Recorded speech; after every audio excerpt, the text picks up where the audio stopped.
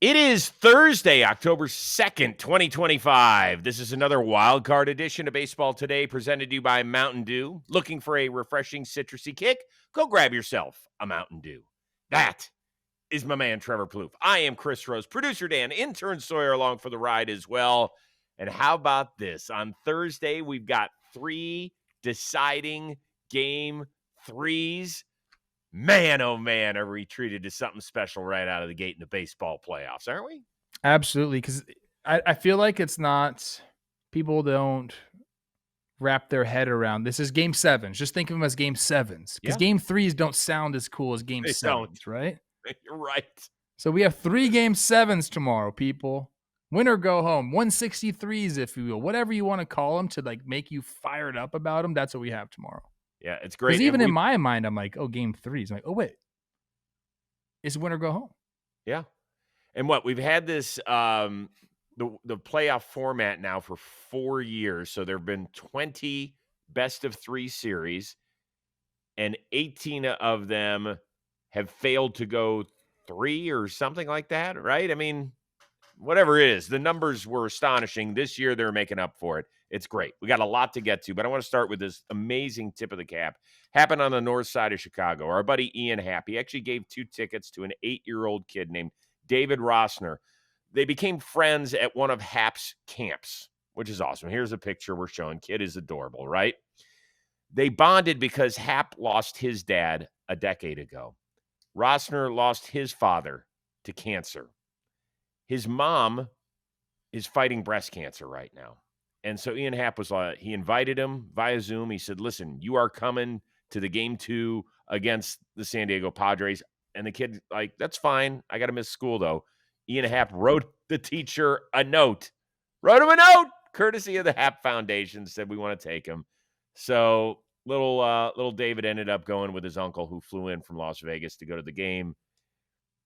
I mean, if this doesn't tug at your heartstrings, I don't know what does. It's incredible. I mean, what a story. Shout out to this kid. I want to give the kid a hug, man. Yep, But me too. Ian Happ he's the best, dude. Like he does everything right. You're right. He So does. shout out Ian. That's awesome, man. To have the wherewithal to do that as you're in the playoffs is just shows what kind of person he is. Yeah. And David, tip of the cap to you too. Let's because I send saw- some stuff to that kid. We got stuff in our hey, whoever's listening to this from our company, let's get that kid some merch. Yeah, we will. We will. He was on the pregame with Marquee Sports Network, which of course covers the Cubs, and he was great. He was great. He was energetic. He was full of life. That was what a great moment for him, and well done. Well done by both parties. Now let's get to the baseball. Champs are moving on. They made quick work of the Cincinnati Reds. Next stop, Philadelphia. The 0-2. Line drive. Caught by Mookie Betts. And that'll do it. The Dodgers sweep the Reds 2-0. And they'll take on the Phillies in the division series. My only ask is that every single guy be ready when called upon.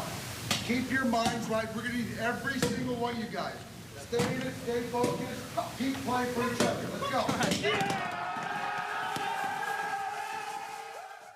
I think they didn't even know if they should do a wild card champagne celebration because they haven't had to be in this round. I was thinking back to that last year. There was a story of when they had the break, they all were just at the field the entire time because they wanted to keep that momentum going in the clubhouse atmosphere the way it was. Do you remember that? Yeah, I do. And now, like, they don't have to do that because they're actually playing Right. games. There was a reason to be at the field. But yeah, this was One side. getting into the series, Chris. It was a mismatch. Yeah. It was, and you know, I know the Reds gave it a go. Mhm. Had a chance in the top of the 6th of this game, but it just seemed like it was inevitable the Dodgers were going to sweep this thing and move on to face the Phillies, who, and is this, you would know this is the first time they've met in the playoffs? No. Since Why- 2009. Why Yeah. was Jake telling me that? Because I also did not believe that. Mm-mm. Okay. No. Well, Matt maybe.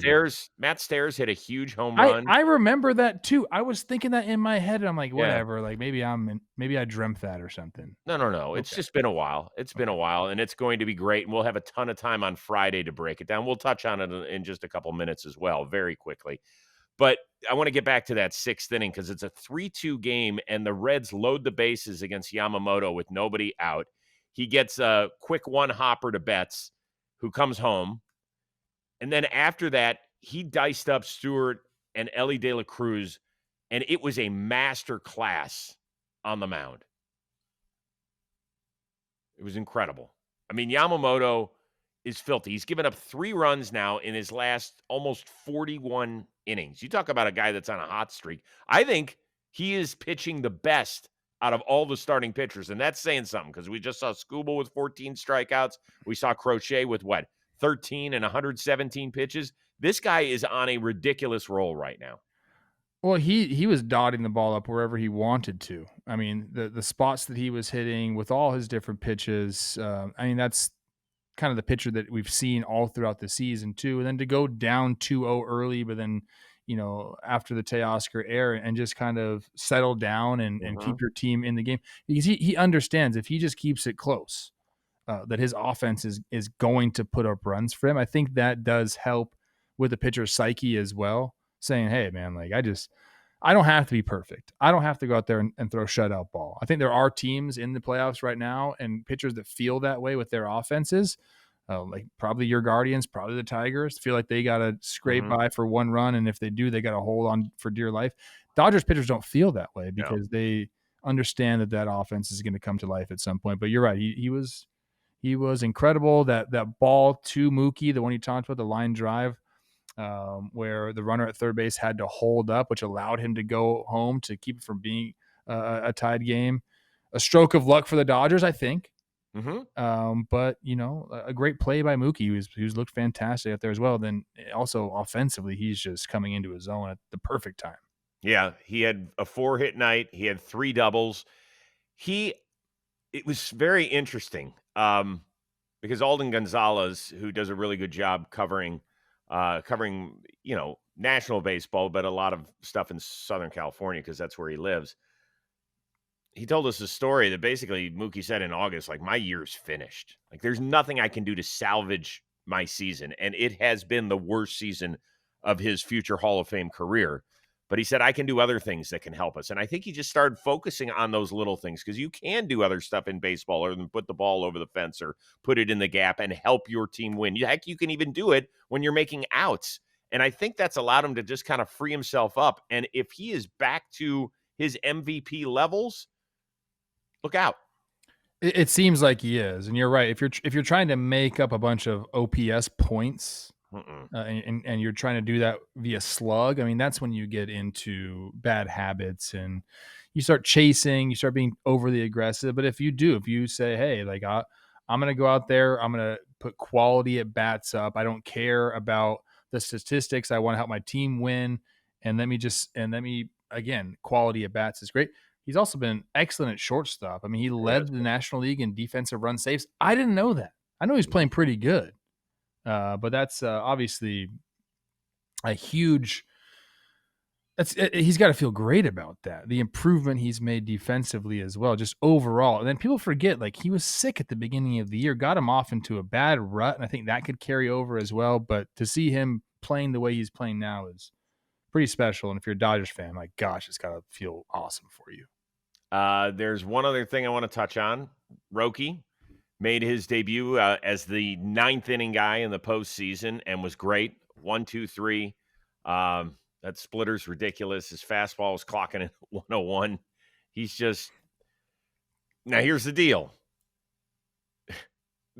Emmett Sheehan struggled. Yes. Vesia had to come in and actually threw wild move right there. What'd you feel about that? Yeah, where Roberts came out and took Sheehan out in a 1-2 count. And then they pinch hit for Benson. Right, where Andujar saw one pitch and he swung at one like 6 feet over his head. Is that over managing? I don't know. I'm curious listen, we're taping this late on Wednesday night, so we haven't heard Dave Roberts' explanation as to what he said to Sheehan or why he pulled him on a 1-2 count. But it was very weird. He went out there, and Dave has done this before where he's gone out and he's kind of put his hands on his pitcher and kind of got him back to center and was like, hey, I believe in you, because that's what Dave Roberts does best. But he was like, okay, beat it. Get out. I can't remember that happening. I wonder if he looked in his eyes and was like, hey, like, let me see what's in there right now. Huh. It's like, is the dog in there or not? But the pitch before he took him out was almost hit Benson. Yeah. So I'm thinking he was just like, we can't afford this right now, and I got to go put the fire out. I honestly didn't know you could do that. I thought there was like a guy rule in the middle of an at bat. Yeah, I didn't. But apparently there's nothing in the rule. What do you think? We play by blitzball rules? It's why that was. And then for like the other team to also pinch hit, like Tito's like, all right, I'll put my guy up there too. Screw it. Yeah. That's probably never happened in the postseason. Mid at bat, 1-2 count, change your pitcher. I'm still very curious. You didn't have a problem with what happened last night where the Dodgers bullpen was just all over the place. You said, it's not that big a deal. Those guys are used to pitching in high leverage. When it's 10-2, it's harder to concentrate, which all makes sense. I get it. But if they are not right, if they can only rely on Roki and maybe Avesia, they will not get past the Phillies. I want to throw that out there. I don't know. There's guys out there, man. They just have to step up. And we've seen this so many times in the postseason, Chris, where like we think this bullpen is going to be the demise of a team, and then they find the 2 guys, the 3 guys, they get the job done, and they ride that. I think the Dodgers can still find it. So I understand if you're watching the games, you're like, this is bad. Mm-hmm. But I do also feel like the leverage still has not come into play yet for them. One guy we haven't seen yet is Tyler Glass now. Like what role? Yeah, but he's not going to pitch out of the bullpen anymore. Well, he might in game 1 because Shohei, the furthest he's gone so far is 6 innings.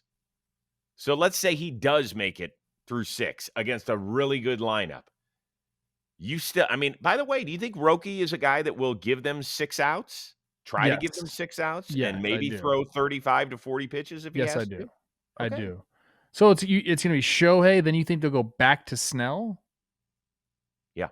And then what is this? A 2-2-1? It goes 2-2-1-1-1. So it'll be Saturday, Sunday, off day Monday, Tuesday, Wednesday. Actually, it probably goes 2-3-2. It's the 5-game set. Oh yeah, sorry, it is 2-2-1. So so they'll have the off day Monday. So they only need 2 starters. Before that off day. You think it goes back to Snell? Yeah. Okay. Why wouldn't you? Well, you got a fresh Glass now too. I don't know. Snell would be on regular rest. I know. We'll find out a lot about this on Thursday when they or on Friday when they travel there. So we'll see it, or Thursday. I got all my days and nights confused. I feel like a new father, where the baby's up at weird hours. Maybe they keep Glass in the pen for this series. I don't know, man. Oh, no. He's got to get a start. Do they need him to? I think so. They might not need him to, depending on how the series is going. Yeah, I think they're going to need him to. Can't you throw Shohei, Snell, Yamamoto? Yes, but then Shohei coming back on short rest? No. Yeah.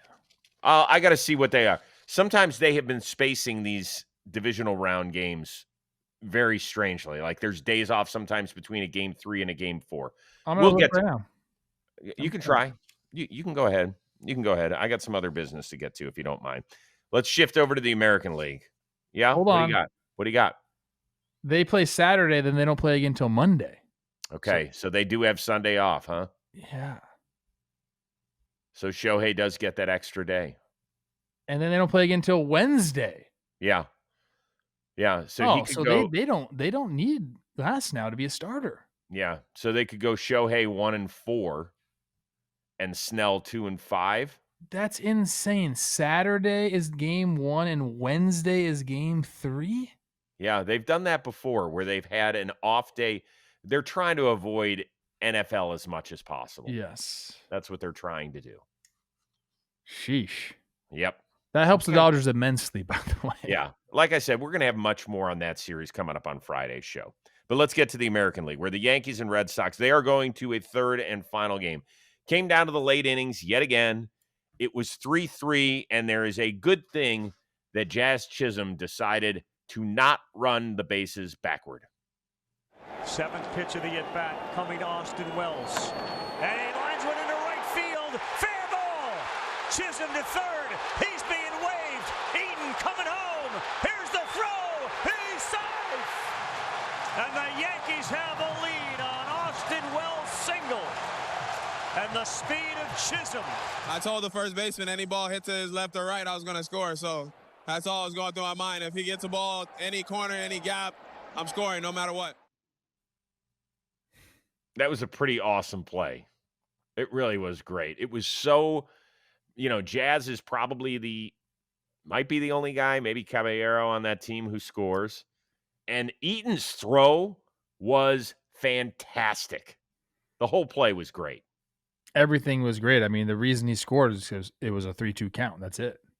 Yep. Jazz played an incredible game. You have to give him a ton of credit. Defensively, keeping Yoshida's ball in front of him, and then getting on base, scoring this run. Even was it Rodon throwing him the ball? Jazz keep it in front of him, like just not letting these bad defensive innings become part of the conversation. Right. Minimizing the mistakes, but I'm actually very happy for Jazz he had that game. Yeah, and it was nice. And, listen, if we're going to be critical of him when he's turning his back and not talking to the media, which I did not think was the worst thing in the world at all. We both understood his frustration and everything else. It probably just would have been easier for him to turn around, but whatever. That's why. I mean, he had the golden opportunity to do that again. Like after that, getting interviewed, just turn his back and give the interview with his back turned would have been hilarious. It would have been hilarious. That could have been his thing now, Chris. Maybe he should have called Shedeur Sanders for some advice on how to conduct an interview. I don't know. Did you see Jimmy's reaction to that play? Still in the hospital. Here he is. He has to be super quiet. So he is like Shedeur Sanders. He's like mouthing his excitement. He can't yell at the TV. He can just jump up and down watching the Jazz play. That is great. Is he sleeping on that little bed that he took a picture of? Because, man. Yeah. Did you ever have to sleep in the hospital when your kids were born? Yes. And you know what? The beds, I was in a new hospital for Teddy, same crappy bed. In an old hospital for Isla, same crappy bed. Like, what's up with that? Yeah. I don't think I had to sleep at the hospital. I don't think they let me stay at the hospital. I think that's how old I am. Yeah, they just put the baby with no car seat in too? Just hold on tight for dear life. That's great. There were some amazing things. We obviously talked in game one about Aaron Boone pulling Max Fried after 102 pitches, and then the bullpen imploded. So let's shift our focus to Alex Cora's decision. He went with Bayo, who got him a whopping 7 outs on 28 pitches, and then he pulled him. And here is the skipper's explanation. Yeah, I mean, it's a tough lineup. A bunch of lefties.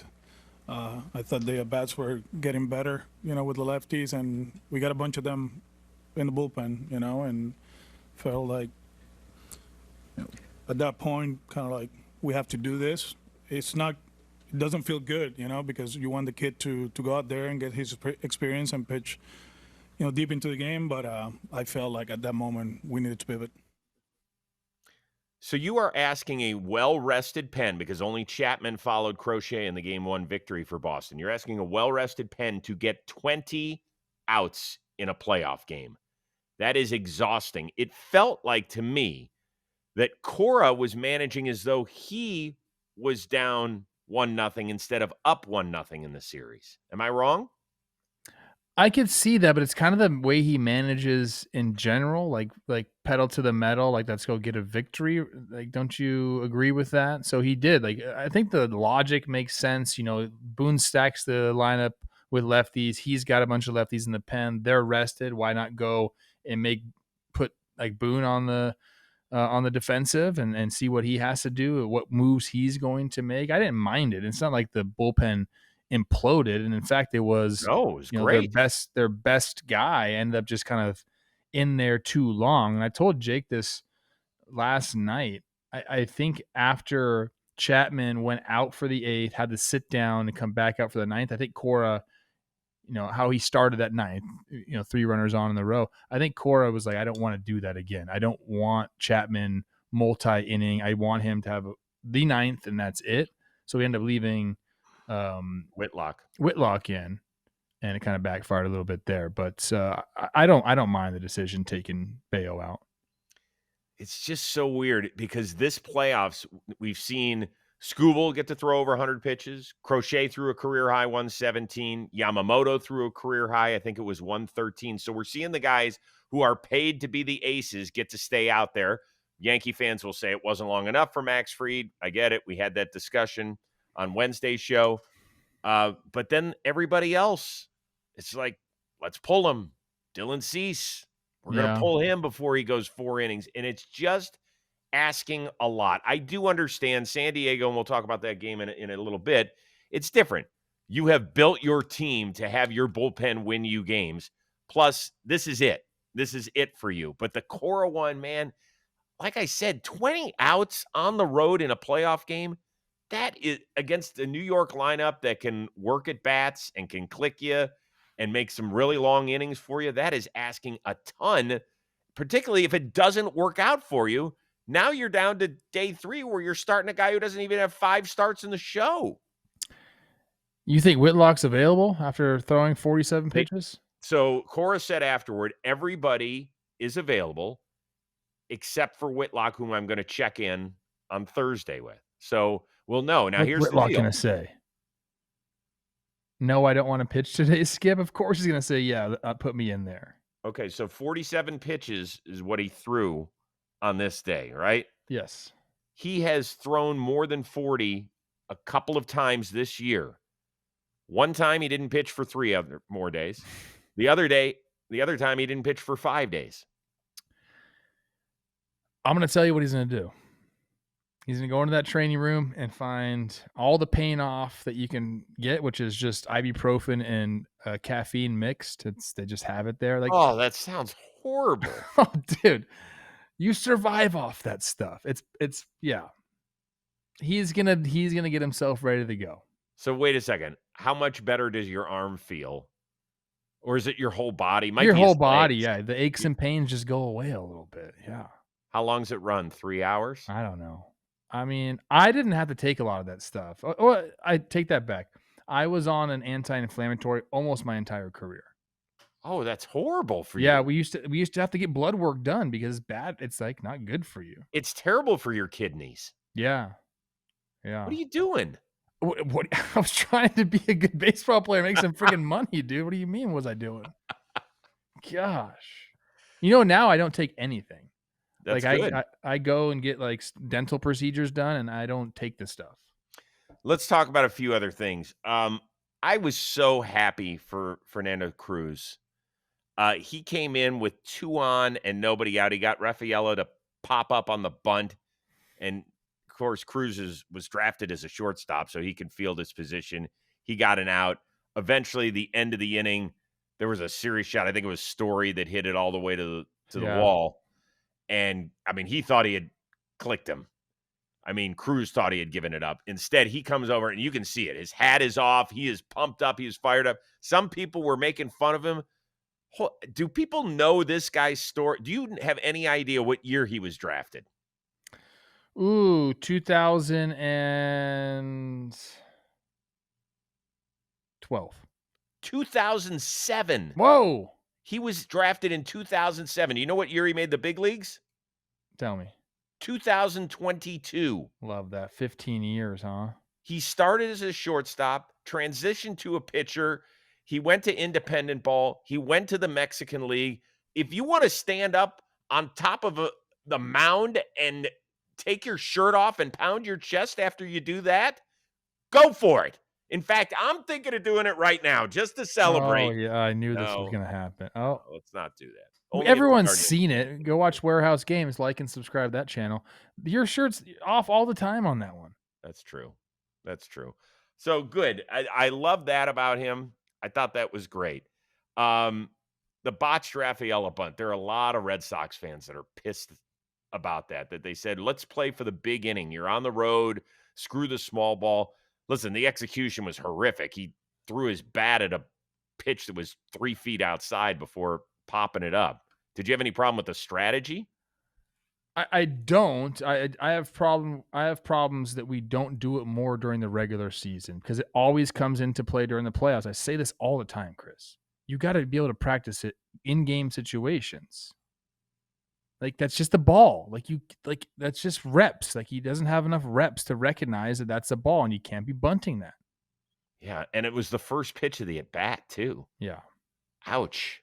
Yeah. Okay. I'm gonna look real quick right now because I don't have this up. Maybe I should have had it prepped. How many sack hits he's had? He had 3 this year. Well, I mean, to be honest with you, that's a decent number. That's more than a today's lot game. of people have. I mean, the Tigers But, had 5 as a team. fast center fielder, like you should be able to bunt like with your Right. eyes closed. Yeah, you should have that repertoire, that club in your bag. No question. All right, let's move on. Game 3. So Connolly Early is going to become the first player ever to start a winner-take-all within 30 days of his debut. He has made 4 major league starts. So that makes Cam Schlittler the veteran of the 2 starters. He has a whopping 14 starts in the show. This is amazing, in part because Schlittler is a guy that grew up in suburban Boston. His family grew up as Red Sox fans. Early has a history in the New York area. He finished at Virginia, but he started pitching at West Point for Army. So this is a little bit of everything. I can't wait to see what it's all about. As for Early, he's a left-hander. So, we know what the Yankees did with their lineup game 1 against Garrett Crochet. Aaron Boone, what's going on? Yeah, Jazz will be playing. I haven't decided on my catcher, first base, all that. And sit on that. Early's pretty neutral, a little different than the first guy we faced. So we'll sit and talk about it and make that decision tonight. Come on, that's some BS. Ben Rice is in that lineup already. He's right? He's got to be.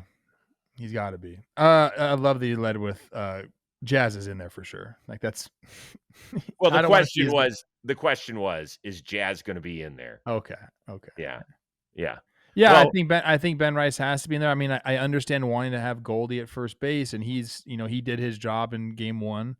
But that swing right there, I mean, took all the momentum away from the Red Sox, got the crowd into it. He's got to be in there. he is in, as long as the Yankees are playing in 2025, he will be starting every game. And if he's not, then there's something wrong with the decision makers, whomever comes out with those lineups. His OPS in August and September, both those months, was over 900. And he was roping every ball. He hit one, I think he lined out to right field as well in game 2. And I was like, man, he is swinging it. So he's got to be in there. The question is going to be, do you put Goldschmidt at first base, which is what they have done consistently against left-handed pitching, and you put Rice behind the dish, who has caught Schlittler 5 times, I believe, is what our one-of-a-kind producer Dan Rourke told us, to an ERA of sub 2.5. I think that makes sense to me. Okay. I mean, Austin Wells came up big for them tonight. Sure It kind did. of sucks to sit him down, but not everybody can play. Sorry. You also might have a situation where Wells enters the game late and Goldie gets out of the game. Right? You move Ben Rice to first base. Could be. It's possible. It's not a typical thing to do, but you got to do what you got to do in these situations. For those of you, by the way, that once again, the story about Cam Schlittler is great. He went to Northeastern, grew up in suburban Boston. His dad is the police chief in Needham, Mass. Police chief. I like that. He's got a mustache for sure. Oh, yeah. There's no question he's got one. Early Don't sleep on him. I think nobody's going to talk about him. Did you watch any of his starts? Yeah, he's nasty. He's nasty. He's got a high strikeout Ks per 9 number. I don't think this moment, even in New York, is going to be too big for him. In 3 of his 4 starts, he went at least 5. And I think in 2 of the 4, he went 6. So I think he's going to give you some length. I hope so. I mean, he went into Sacramento and struck out 11 A's. And you could say, oh, they're the A's. They can hit, especially in that park. Yeah, they got a good lineup. We'll give you our predictions coming up a little bit later in the show, but I want to tell you about this. Based on hundreds of millions of real-world tests, the experts at Ookla Speed Test, they have spoken. T-Mobile is now the best mobile network in all of America. So you can keep up with all the MLB postseason action from the ballpark to the backcountry because T-Mobile has got the most advanced 5G, the most towers, and a signal that goes farther than ever. So whether you're streaming the game out and about, or you're checking stats on the road, although you won't be driving, or you're experiencing ballpark perks with Magenta status, you're ready to stay connected wherever your fandom takes you. Head on over to T-Mobile.com/network to switch to the very best network. We know you're busy. We know there's a lot of day baseball, particularly when there are decisive games, winner take all, winner goes on, loser goes home. You want to stay connected. You want to watch your stuff. We get it. You got to work. You got to take the kids here and there. Let them help you out. T-Mobile. They'll do it. They started on Wednesday with some good news now, didn't it? My hometown of Cleveland, Ohio was rocking, where the hits have been few and far between for both the Guardians and the Tigers until the 8th inning eruption from the hometown team. Well hit ball to right. Way back and gone! Ryan Rocchio has given Cleveland the lead. What was your reaction when you saw Rocchio's ball leave the ballpark? Oh my God, I literally grabbed Hedgie by his jersey. I was just like ringing him back and forth. No, that was awesome. Classic Rocchio, for these moments. That's why he's our guy and why we have so much faith in him. But yeah, super happy for him once again to be able to come through for the boys like that. That, of course, Bo Naylor, who also had a 3-run shot to give them some extra runs, which they would need because Cade Smith was all over the place in the top of the 9th inning. So Cleveland forces a Game 3 in this one. Man, that Guardians offense is rough to watch, and then they just exploded. I don't know if you could hear me yelling from my viewing room today. Was I loud? Could you hear me? In that huge house of yours, going in from one TV room to the next, that's pretty baller, bro. Yeah. No, it's obviously a great game for the Guardians, and it couldn't have started off worse. As I questioned Chase DeLauder starting out of nowhere, what July 11th, that was the last actual game he played in, correct? No. Yes. Yes. No. Yes. They said it multiple times on the broadcast. He's been taking ABs, but hasn't played in an actual game since July 11th, Chris. I thought he came back and made a late charge in AAA. Well, then they were wrong on the broadcast. You would know more than I would, but that's what they said on the broadcast. Oh, my God. That's pretty amazing if that's true. Yeah, listen, here's the deal with the Guardians. It was an elimination game for them. 4 guys in their lineup played extensive time at AAA. 4 guys in their starting lineup. DeLauder, Kefis, Rocchio, and who else am I missing here? I'm thinking of somebody else. Valera, who hit the home run to get him on the board. 4 guys, and not because of rehab assignments. Rocchio got sent down in the middle of the year. He got sent down, and he has been a significantly different player ever since he was sent down. But this is people think I'm nuts when I talk about the lineup. I'm like, they've got fringe major leaguers that are getting 400 at-bats a year. That's how they're rolling, and I have no idea how they're 1 win from moving on to the divisional series for the 2nd straight year. That's how I justified vote with this decision. Yeah. Chase DeLauder, and I just looked it up. July 11th, yeah, you're right. Last game. It is. Think about it, people. It's October 1st. right now. They said on the broadcast he had never stepped foot, like as a player, in a big league stadium. Right. So you're getting the third and fourth deck. It's a weird day game, Yeah, weird shadows, and then that this sun's happens. brutal. That sun's brutal The out sun's brutal, but like you got to catch the ball. there. Oh, yeah.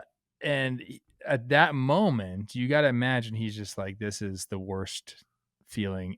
Like he just wanted to leave. Yeah, he wanted to crawl in a hole. But Now, what happened? he ended up making the biggest Well, defensive play of the game. Before that, Tanner Bybee. yeah. Strikes out 3 dudes and says, I got you. That, to me, if they score a run there, he doesn't make that play. The next one you're about to talk about, throwing out McKinstry at third base. Bybee making sure that the run didn't score in that inning. Then you feel like, all right, like, shoot, like, no harm, no foul, kind of. That's your mentality there. But he made, obviously, the play of the game there. Besides the Rocchio homer to gun down McKinstry at third base, which was, we talked about the Tigers being the best base running team. They don't steal bases, but they're the best base running team in baseball because they go first and third a lot. This is a horrible read and play by Zach McKinstry. Yeah, but with that being said, it took an amazing throw and tag to get him. Matter. I know you're not supposed to make the first or third out of an inning at third base, and I understand that. The huge part of this was that you can see here on the replay that Dingler did not score before McKinstry was tagged out. Exactly. So not only was it the end of the inning. That's what you have to realize is the catcher is running from second base. So he wants to make sure that he scores, right? Right. So you can just stop in the middle and getting a rundown, that's fine. But nothing comes of you getting to third base right there because the trail runner's not getting to second base. So it's not like you're advancing 2 guys into scoring position. That guy's still going to be on first base. So that you're already in scoring position at second base. That whole thing was just a bad decision by McKinstry, and obviously ended up costing him. Yeah, and great play had by DeLauder, 100%. And he also had a couple of like big league at bats too. Yeah, he did. Yeah, and he's really talented. His problem is he can't stay on the field. He's going to be in that starting lineup. He has to be against Flaherty, right? You have to put him back out there. I would assume, yeah. I mean, Vogt's quotes are cool on it and interesting. He said it's making a play right. It's taking a shot. He's one of our best players we have in the organization. So if you feel that way, yeah, throw him out there. You were all over the Rocchio call too. He has been a different player. I talked about it since he was sent down, but also they call it Rocktober. What he has done the last couple of years, an OPS over 900 last year. And now, you saw what he did on Sunday to walk off the game against the Rangers where he hits the ball off of the foul pole. And I don't know, man. I can't explain it, how they win games, but they do. I told Jake the thing about Rocchio that makes me think about him all the time in these situations is he's a slow heartbeat guy. Like he's not like, he doesn't get scared by the moment. So I think that's why he can have success, even though over a 162, the numbers aren't going to look good. I'd be curious. I don't have them in front of me, like what the clutch numbers are. No. Well, I can tell you what the clutch numbers for the Tigers are. It ain't good. 1 for 15 with runners in scoring position in game 2. Excuse me. 2 for 23 in the series. Now, what do you make of a stat like that? With runners in scoring position. Is that something they're still going to be thinking about? Because they had traffic all day long. They did. I believe at one point, didn't they strand 2 base runners for 4 straight innings? I think it was something like that. They did. And so they're going to get guys on in game 3 and when they go against Slade Ciccone and whomever Cleveland unleashes out of that bullpen.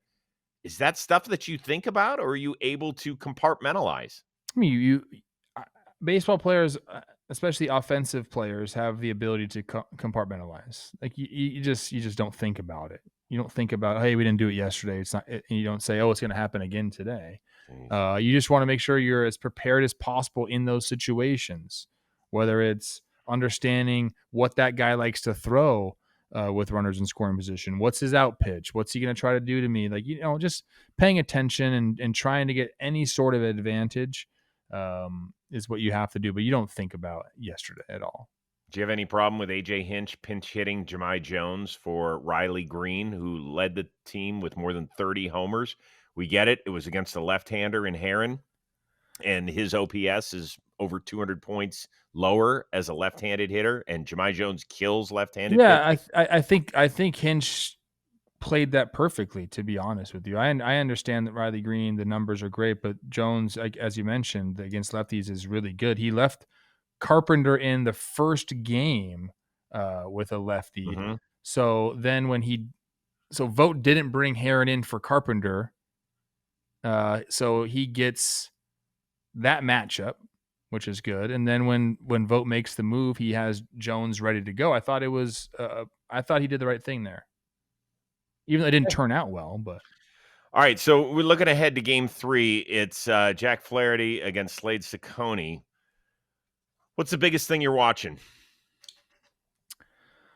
I think, again, the length is not going to be on these starting pitcher sides. I think both managers are going to be, ready for bullpen type situations. I'm looking for defensive miscues, man. That's kind of been like the name of the game in this series. Who's going to take advantage of a defensive miscue? Mm-hmm. And so that's whoever plays the cleanest baseball tomorrow is going to win this game. For me, it's two guys in particular. For Detroit, it's Holton. Holton. My bad. I'm screwing up everybody's name, but Holton, who gave them really, really a good outing in Game 2. He got 7 outs, only gave up 1 hit. He threw 31 pitches. That's a lot. So we'll see how much he is able to give A.J. Hinch. I imagine that he'll use him for a hitter or two. I mean, you can neutralize Cleveland's left-handed bats. I say that kind of tongue-in-cheek, neutralizing Cleveland's lineup. It doesn't take much, but they are a better left-handed hitting team than right-handed. And for Cleveland, it's Cade Smith, who has thrown 50 pitches, including 31 in Game 2. How much is he going to be able to give them if they have a lead late?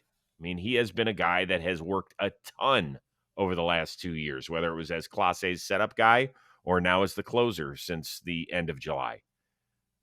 I don't know, man. He hasn't looked good in either game, and now he's exhausted on top of it. It's a lot. It's going to be a good baseball game.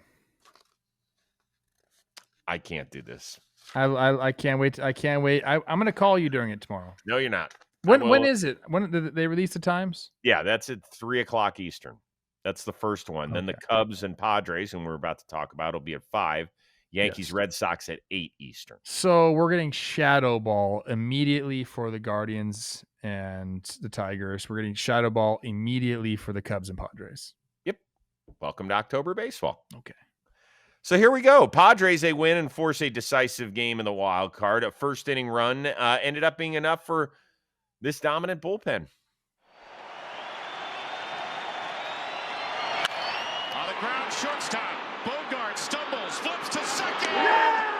Double play, and the Padres win it. Wow. San Diego shuts out the Cubs with a dominant performance from 4 pitchers. And this Padres smoke show sends the series to a decisive Game 3. Cease threw the ball really well today.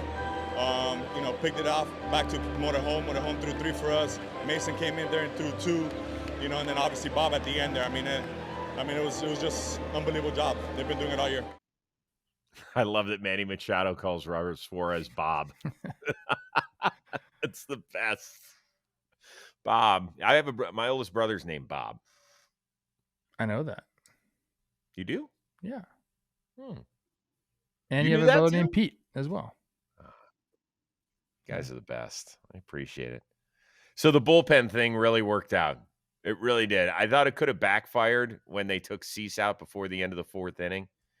But I understand short leash and everything. To me, the shocking thing is that they only needed 3 guys to go the rest of the way. Morahone is a guy we've barely mentioned, but he was an all-star this year, and he is a witch, dude. He didn't get a ton of strikeouts out there, but he only needed 33 pitches to get his outs, which is awesome. Yeah, this game played exactly how Schilt and the Padres wanted it to play. Early early run, big homer by Manny, bullpen in, game over. I mean, it was the exact recipe that they wanted to cook up. I didn't know this until I looked at his stats today. Guess how many wins Morejon had this year? Oh, it's crazy. He's got like 13, right? He had 13 wins. That is Yeah. the second most of any reliever since 1976. Is that ridiculous? 13 wins? I think that just means like you're in pressure situations a ton. Yes. Your manager trusts you in those situations. Yeah. And you've done a good job with him. It was an incredible. Mason Miller. He has struck out all 8 guys that he's faced so far. Do you think already he's worth what they gave up? Right. Like Leo DeVries better be great. How many more years do they have him? 4 more? 4 more, I think. And they're going to make him into a starter after this year? Like, I don't know, man. I don't know. I'd give up anybody. 104.5. He threw his hardest pitch.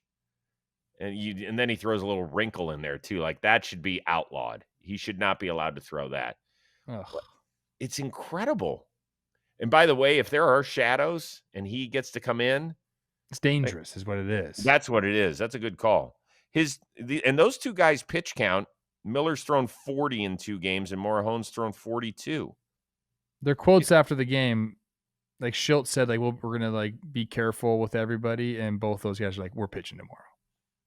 What does be careful mean? I don't know. He's actually the quote is, we're gonna take their temperature and be smart. And Morejon says, no matter what, I'll be available for tomorrow. I love that. Yeah. Who's saying no, by the way? Nobody. There's told not you what one- they do. Paint off. You know what? I'll see how I'm feeling tomorrow. I'll let you know, Skip. I'll let you know in like the 4th. They used to take Toradol. Toradol's outlawed. Oh, yeah, now. that's Can't really take it bad. anymore. Stay away from that stuff. Let's not get into that. So 2 other guys I want to focus on. Number 1 is Machado. Yeah. Craig Counsell said he thought about walking him. There were 2 down. Shota had pitched well. I know we can play the second guess game all day. That's probably one of the most fun things about analyzing the playoffs. I mean, you had Jackson Merrill, a lefty, on deck. You're shaking your head. Why? This is, I cannot believe they pitched to Manny Machado. I cannot freaking believe it, dude. Manny couldn't believe it. Yeah, he was surprised. Expecting to be walked right there. It's 2 outs. Lefty-lefty matchup coming here. Shota had been looking good. Yep. Fine. But, like, this is Manny freaking Machado, dude.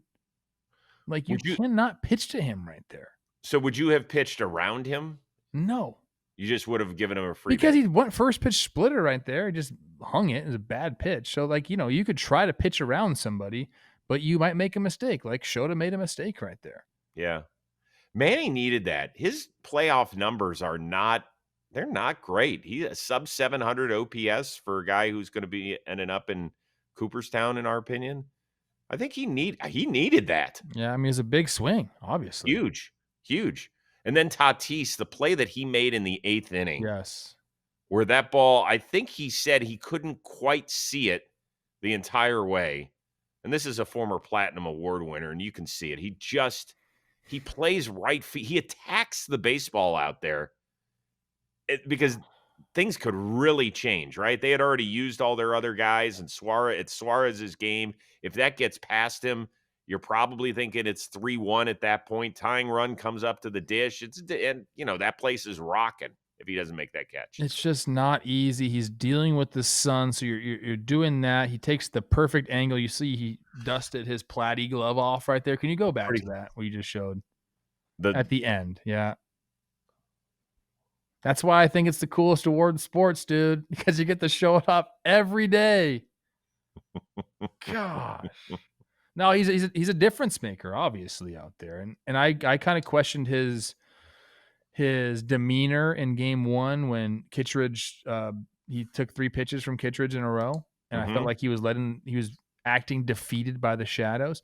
He ended up having a good game. It was him and Manny doing it. And that catch as well. So, like, hey, again. And he set the tone in the 1st inning. Yep. He actually hit a pretty good pitch for a leadoff knock. And he stole. And scored on the sac fly. Kittredge, I mean, how slow was he to home plate? Yeah, it was not good. You can't do that, dude. And he knows that, but there's some relievers, for whatever reason, You can say you don't care, and maybe you say that with the runner on first base, but, like, letting a guy steal third with less than 2 outs is crazy. that's playoff blasphemy. You're right. That is where every 90 feet counts. All right, so let's look ahead to Game 3. Darvish, the former Cub, against Jameson Taillon. I went back, and I know Darvish is not Darvish, okay? So you have to look at this year, and that's what matters most. But I just wanted to peek and see what his playoff numbers were like. With the exception of the 2 World Series where he was tipping or whatever happened in 2017 when he pitched for the Dodgers, he has been incredible. Do you know that? I was going to say, Incredible. probably for the Rangers, he was filthy. For the Padres, he's been ridiculous. He's made 13 playoff starts, and only in 2 of them did he not pitch at least 5 full innings. So he is a 6 or 7 inning guy at times. Remember last year, he had the decisive game up in Los Angeles, and he was great against the Dodgers. Yeah. Some guys just have it. Even if you don't have it during a certain year, they just like the moment. And for him, a guy who had made a playoff start for the Cubs in 2020, this could be a big deal. Jameson Taillon only has 1 playoff start in his career. Couple of wily vets going at it. And yeah, it's going to be interesting to see their leash. I mean, these winner go home games. I mean, anything's on the table. We might see another guy come out in a 1-2 count. Like, it doesn't matter. Like, you just got to go get the job done no matter what. Okay, should we give some winners, guys that are moving on? I like to stick with my bracket. I guess I could. Let me think if I want to change anything. I mean, shoot, Cleveland feels like they got the momentum after that. Well, everybody that won on Wednesday would have the momentum, but yeah, I don't really feel that way with everybody. You don't feel that way with why? I don't feel like the momentum is super with the Yankees. I don't think the momentum is super with the Padres. Huh. But I do feel that way with the Guardians and Tigers. Really? I do. I will give you a chance to change your bracket. I'm not changing my bracket. I don't do that. Okay, so I don't sell my stocks and I don't change my picks, bro. So you're gonna stay with the Tigers, the Red Sox, and the Cubs as your 3 selections. I don't feel great about the Cubs, if we're being honest. That's the one that I don't feel great about. The other 2 I do. Okay. Although I like Cam Schlittler a lot. Damn. Yeah, he's pitched great. He's pitched really good. He's fun. But Trevor Story's hitting all of a sudden. There is a Not lot all of a sudden, excuse me. He had a great game. Yeah, I do have the Yankees moving on. I've got the Padres moving on. I've got the Tigers. That's the whole I can't pick my team, and everybody in Cleveland gets pissed off at me, but there's a reason I do it. All I can tell you is I'm super excited for Game 3, and I'm a mess. My son loves watching baseball with me, but and people can totally relate to this. We had the cleaners at the house today. Okay. And I was screaming at the top of my lungs, screaming bad words. And my nephew, Caleb, who just graduated from Wash U in St. Louis, bright kid, very funny. He's a wannabe stand-up comedian. He's watched sports with me, but he's looking at me like, Uncle Chris, what is the matter with you? And I can't control it. I cannot control it because I want it so bad. And I try and stay calm and I try and stay measured on this show. And I just get nervous and I'm excited. And what do I do with all the feels? I need some people to help me out. Anybody guidance in the comments section here? Did you guys order food? What'd you guys do watching the game? I didn't eat until after the game was over. And you know how hard it is for me to not eat until 2 o'clock Pacific time? Yes, do you have any idea? And I worked out this morning, so I was extra starving. Oh. I'm going to send you some food tomorrow. Are you really going to call me? No, you can't call. You can't do that. I won't. At that point, I'll be headed down to SoFi. To the Rams game. Yeah. I'm going to be watching the playoffs, though, brother. I'll be watching. I'm bringing a screen down. That away. Yeah. Well, as we all know, playoff season's here. So whether you're at a watch party or SoFi Stadium for a tailgate or hanging with friends after the game, nothing levels up those moments like the refreshing tropical lime kick of Mountain Dew Baja Blast. Baja Blast. It's absolutely legendary. It is now available everywhere. So grab a can or a bottle. Bring that tropical flavor to your next watch party. So this postseason, once again, whether you're hanging with friends, rooting for your favorite team, grabbing food late night after the game, going to an NFL game while there are decisive game 3s that you could be watching in the baseball world, doing whatever, grab something that will really help tie it all together. Baja Blast. Don't wait. Grab Mountain Dew Baja Blast today. Taste the tropical refresh that takes every occasion to the next level. Find it now at mountaindew.com/finddew. Had another manager saying goodbye. Snit. He's on his way, not out of Atlanta because he's going to stay on in an advisory role, but they will have a fresh face in the dugout come 2026. I was very appreciative that, I never thought I'd manage one day in the major leagues, let alone 10 years. I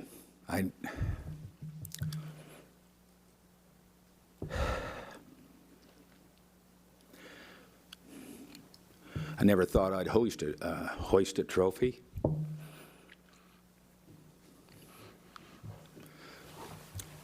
Or be around a group of guys that,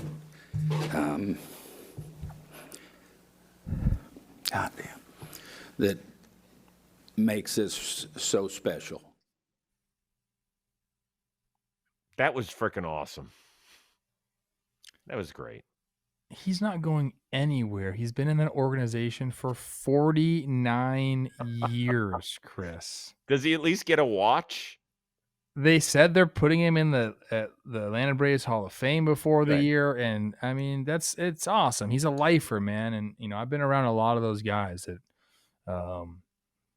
like you said, he never thought he'd manage a game. I've been around a lot of guys who will never get that opportunity, so you can tell like he's very thankful for what he got, but he also earned it. Like he's just put the time in. He's managed at every single level. He's first base coach, third base coach. Like he's just done it all. And you have to respect that immensely. And I just think it's special, man. I did not know that. I didn't know it was 49 years deep. I knew he'd been in the organization for a while, but that's insane. Yeah. And think about it. 40 without really sniffing the big leagues. I think Bobby Cox brought him up for a little while, but not real long. It got to me when he said, I never thought I was going to manage in the big leagues. He knew he wasn't going to make it as a player.